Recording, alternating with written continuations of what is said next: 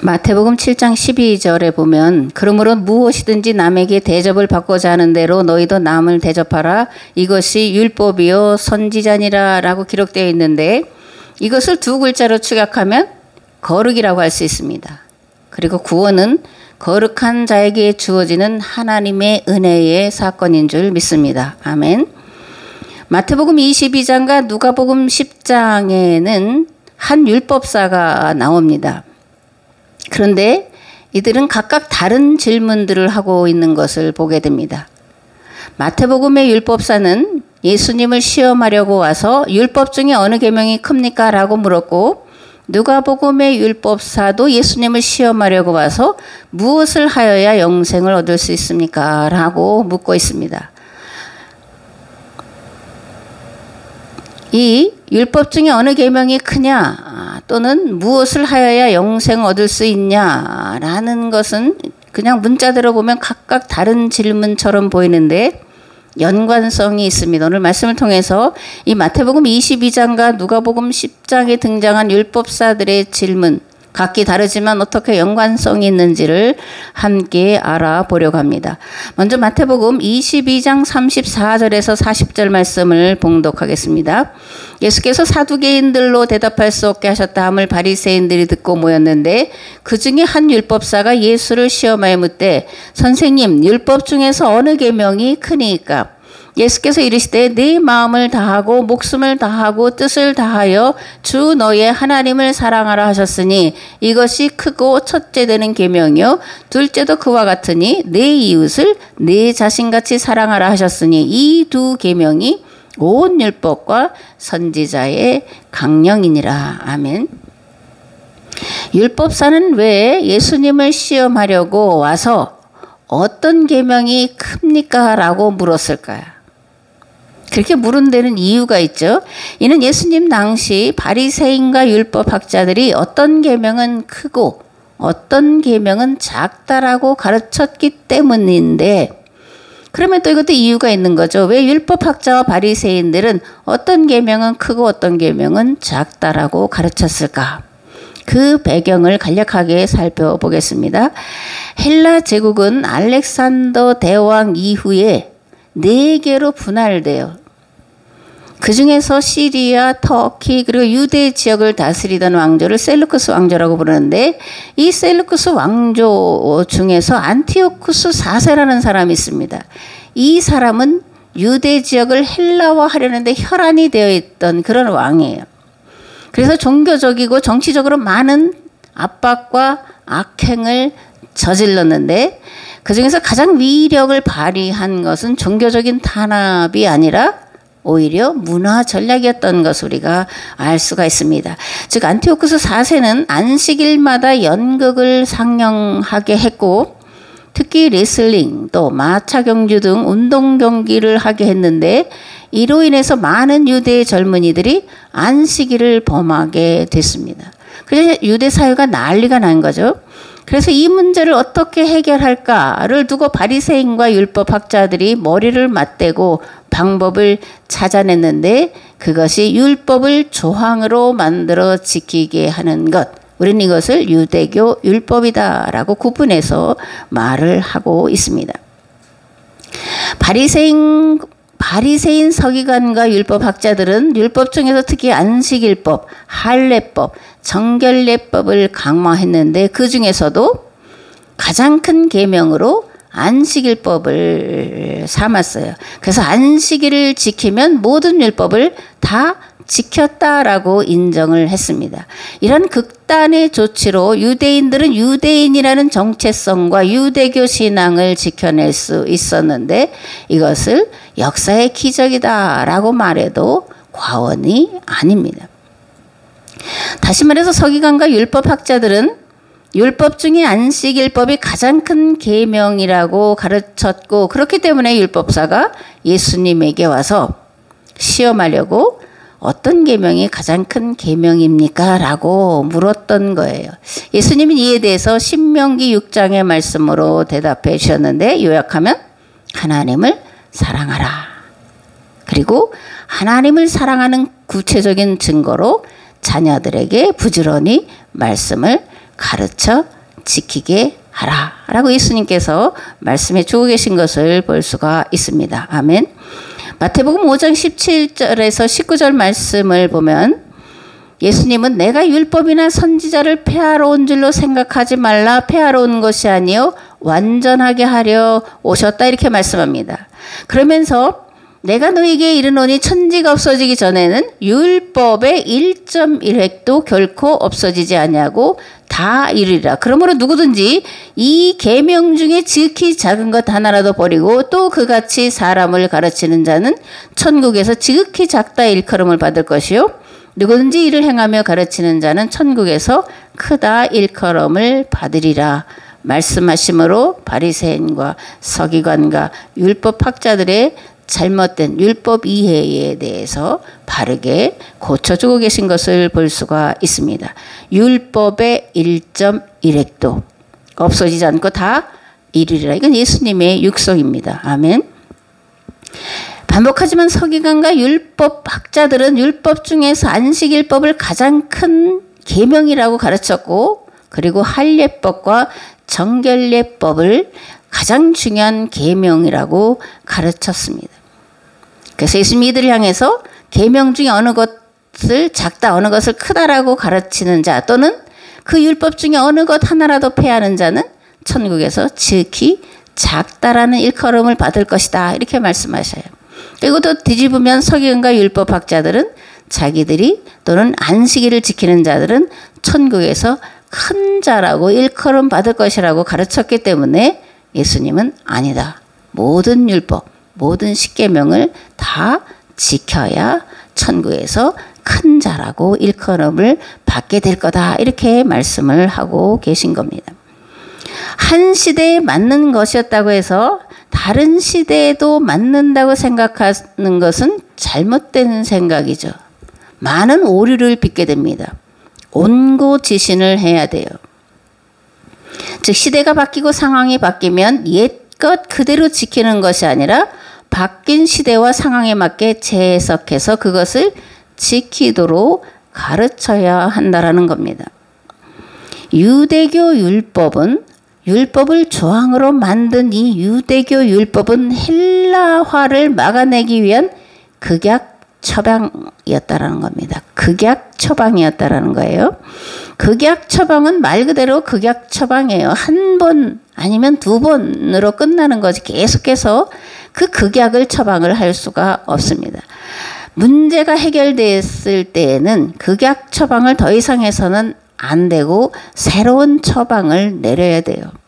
예수님은 이것을 새술은 새 부대에 넣어야 된다. 그래야 둘 다 안전하다. 만약 새술을 헌 부대에 넣는다면 술도 버리고 부대도 버리게 된다. 이렇게 비유로 말씀을 하고 계신 것을 볼 수가 있습니다. 몇 가지 질문을 할 텐데 첫 번째로 율법과 복음은 어떤 관계인가? 둘째로 구원은 믿음으로 받나 행위로 받나? 세 번째로 구약과 신약은 어떤 관계인가? 사실 이것을 다 잘 알고 있다라고 생각하지만 다른 사람이 물어볼 때 내가 그럼 이것을 잘 설명할 수 있냐? 그건 또 다른 문제예요. 그래서 계속해서 반복해서 들어야 되고 내가 설명할 수 있을 때까지 나아가야 되는데 복음과 율법, 믿음인가 행위인가? 구약과 신약 어떤 관계인가? 이거에 대해서 간략하게 말씀을 드려보겠습니다. 성경은 두 계약의 책이죠. 그래서 구약과 신약으로 되어 있는 겁니다. 약은 계약이라는 약자예요. 또는 이것을 언약이라고 말하기도 하는데 어쨌든 언약보다는 계약이 훨씬 더 큰 개념이 아닐까 이런 생각으로 계약이라는 단어를 씁니다. 성경은 두 계약의 책, 즉 구약과 신약으로 이루어져 있습니다. 구약의 계약 대상은 하비루들이고 신약의 계약 대상은 죄인들이에요. 구약은 하나님과 하비루들 사이에 시내산에서 맺은 계약법을 말하는데 보통 우리가 율법이라고 부르죠. 신약은 하나님과 죄인들 사이에 맺은 계약인데 우리는 이것을 복음이라고 부릅니다. 그런데 이 율법과 복음은 둘이 아니라 하나라는 겁니다. 율법과 복음이 다른 것이 아니라 같은 것의 다른 이름이다라고 이해를 하면 좋을 것 같습니다. 그러면 왜 율법과 복음이 둘이 아니라 하나라고 말하는 걸까? 말해도 될까? 말해야 할까? 구약의 시내산 계약법은 애굽에서 노예 살이하던 자들, 즉 당시에 가장 비천한 노예들에게 자유와 쉼을 선포하기 때문이고, 복음은 예수님 당시 유대 사회가 가난한 자, 고아와 과부, 이방인들에게 죄인이라는 종교적인 낙인을 찍어 놓음으로 구원의 여망 없이 살아가던 그들에게 죄 사함을 선포하고 있기 때문에 그렇습니다. 구원을 선포하기 때문에 그런 거예요. 하나님의 자녀라고 선포하기 때문에 그런 겁니다. 구약의 하나님 이름이 가장 비천한 노예들의 하나님 여호와인 것처럼 신약의 하나님 이름은 죄인의 하나님 곧 예수 그리스도이시기 때문에 율법과 복음, 구약과 복음은 다른 것이 아니라 같은 것의 다른 이름이고 계약 대상자들이 바뀌었다라는 것을 우리가 알아야 됩니다. 아멘.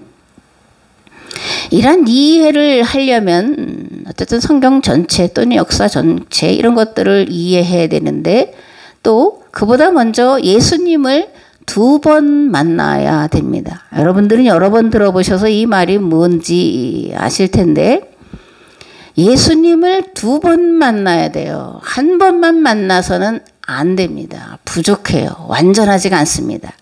첫 번째로 예수님을 누구로 만나야 되냐면 그리스도로 만나야 돼요. 그래서 예수님을 그리스도로 우리가 고백을 하잖아요.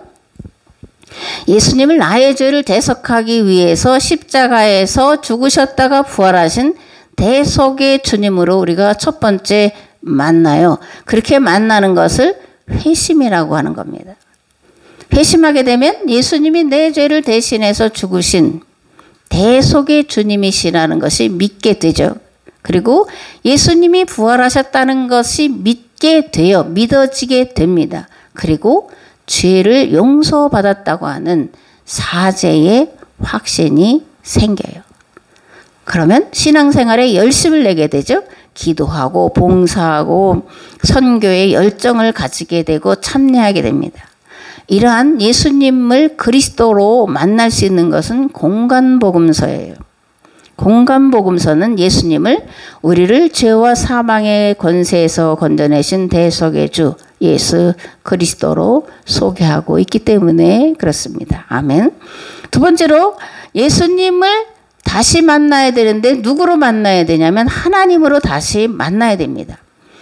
그렇게 될 때 요한복음 20장에서 도마가 고백하는 나의 주님, 나의 하나님이십니다라는 고백이 무엇을 말하고 있는지를 분명하게 깨달아 알 수 있게 됩니다.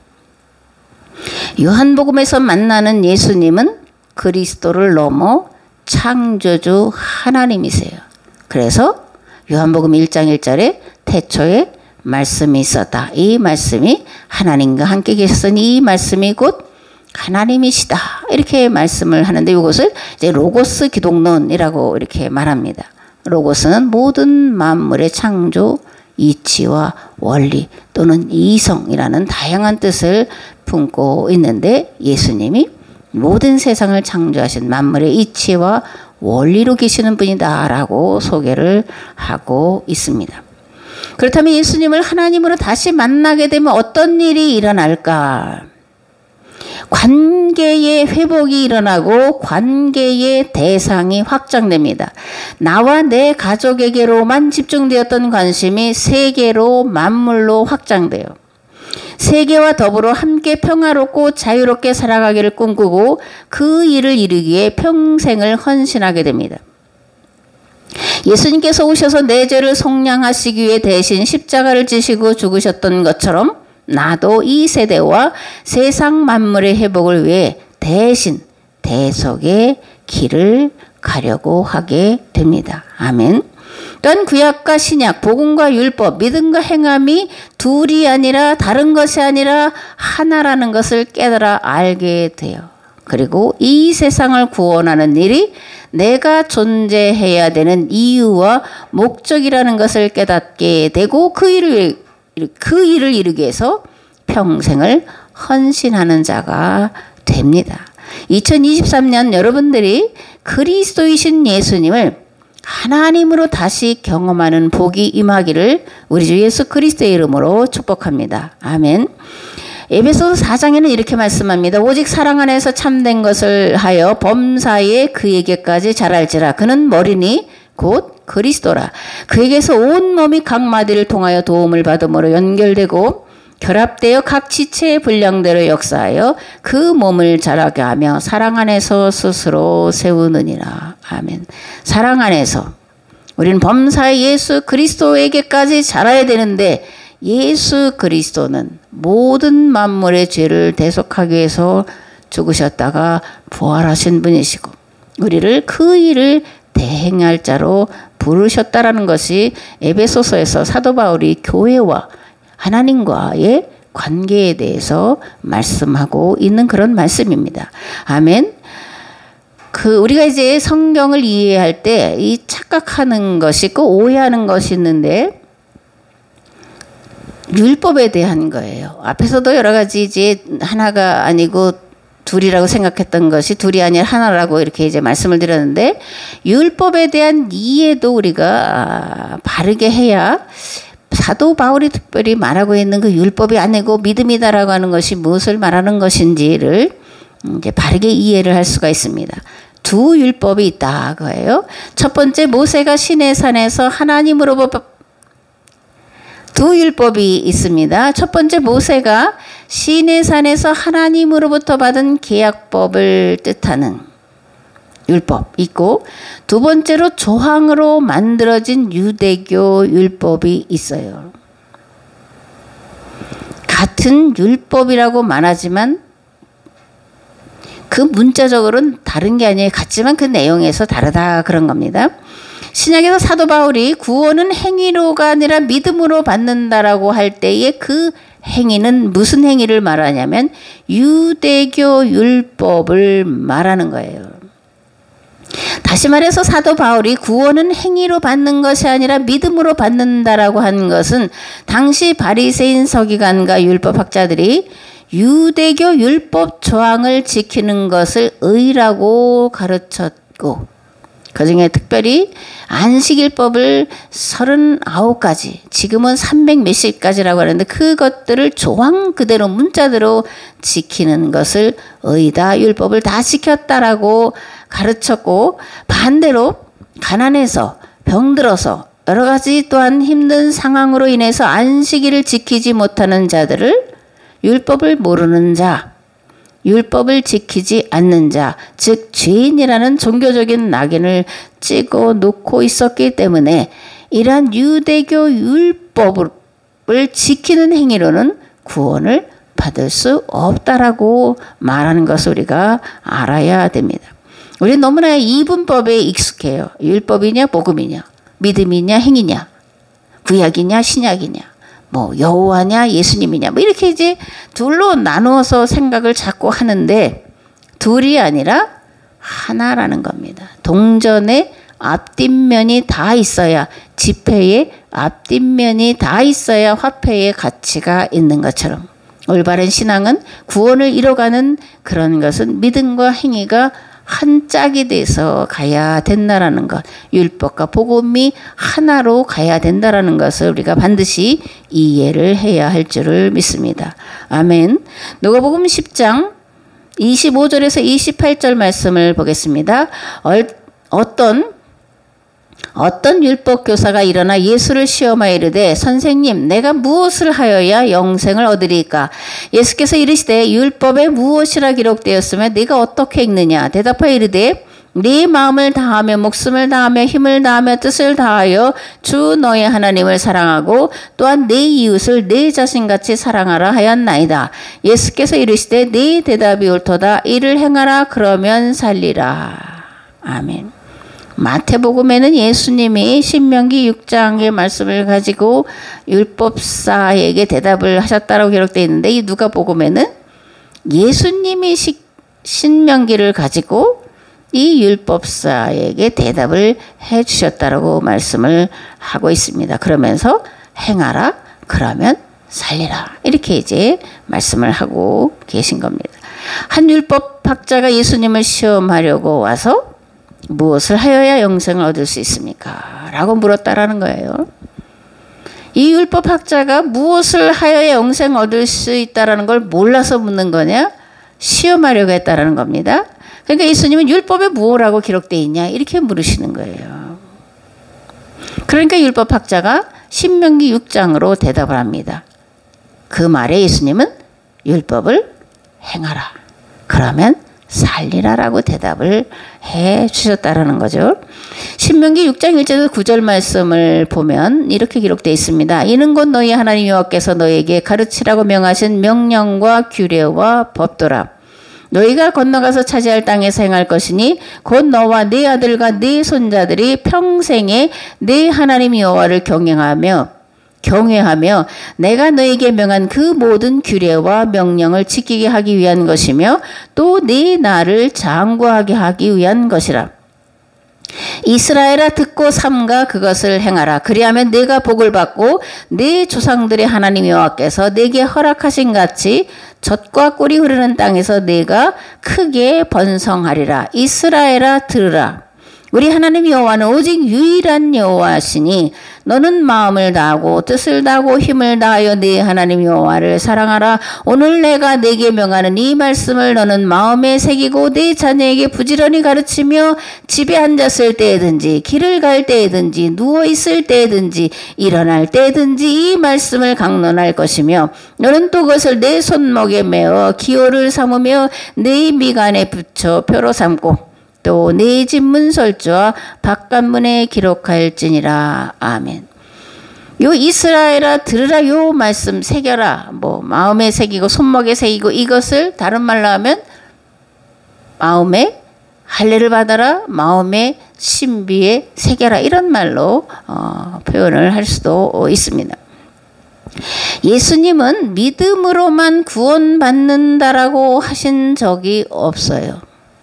예수님이 구원받는 방법 또는 구원받는 길을 말씀하실 때 율법을 행하라 그리하면 살리라고 말씀을 하셨다라는 것을 우리가 기억을 해야 됩니다. 우리는 사도 바울이 말한 로마서에서 말한 오직 의인은 믿음으로 말미암아 살리라는 그 말씀을 교리로 만든 칭의 이제 이신칭이라는 교리에만 묶여 있어서 예수님이 하신 말씀에 대해서 그것을 깊이 생각도 하지 않고 그리고 깊이보다 생각도 하지 않습니다. 근데 예수님은 구원은 영생은 율법을 행하면 받는다라고 말씀을 하셨다라는 것을 우리가 기억을 해야 돼요. 그렇다면 사도 바울이 믿음으로 구원받는다라고 말한 것이 틀린 거냐? 아닙니다. 틀린 게 아니에요.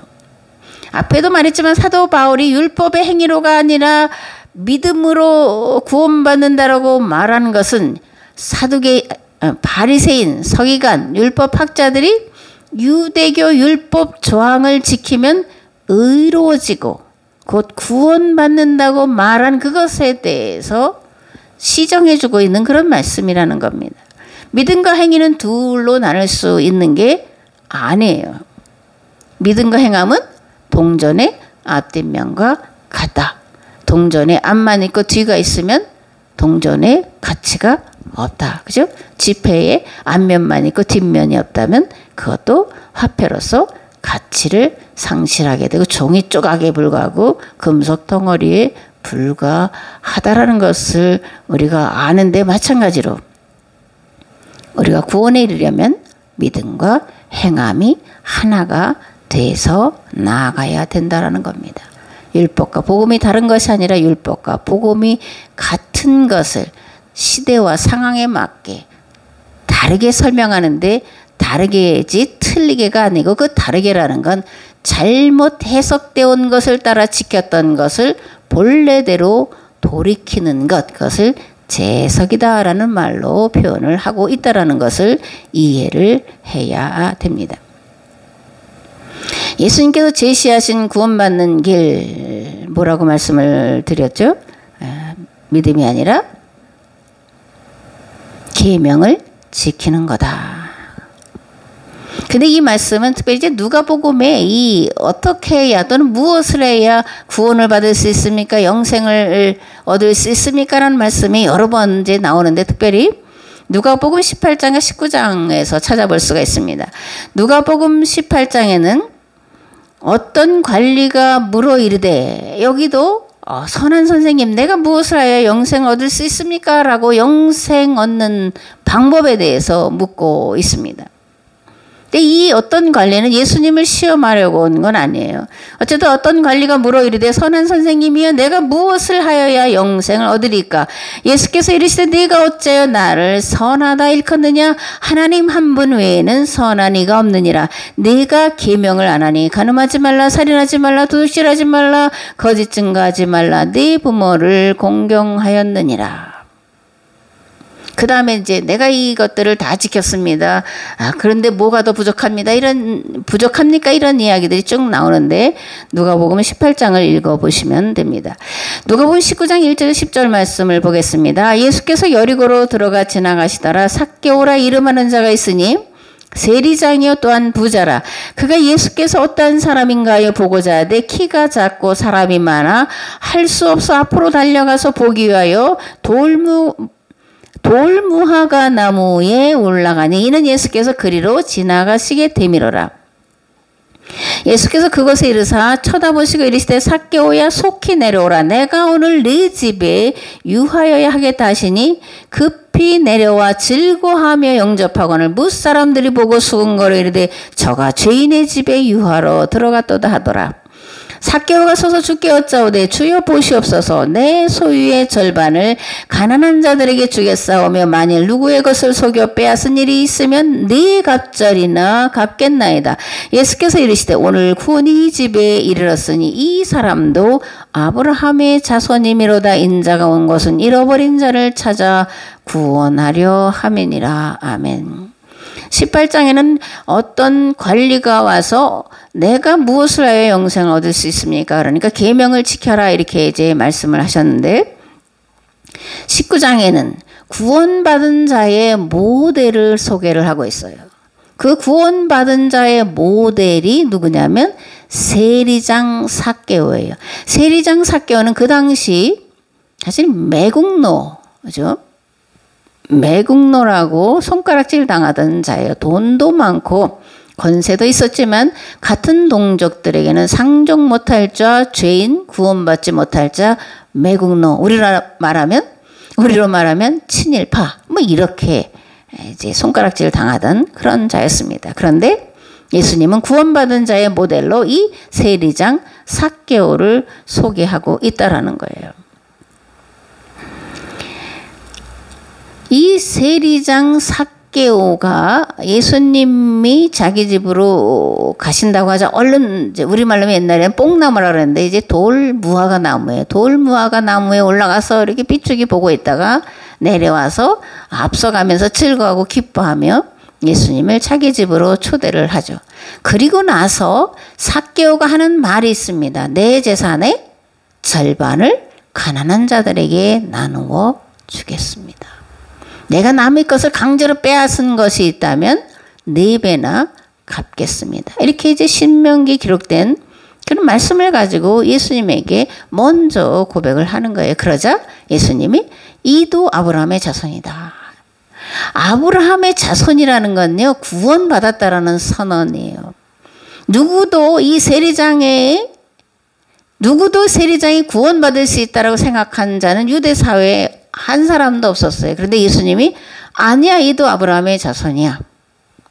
내가 온 것은 이런 잃어버린 자를 찾아서 구원하려고 오는 거야. 구원받아서 이런 선언을 하고 계시는 거예요.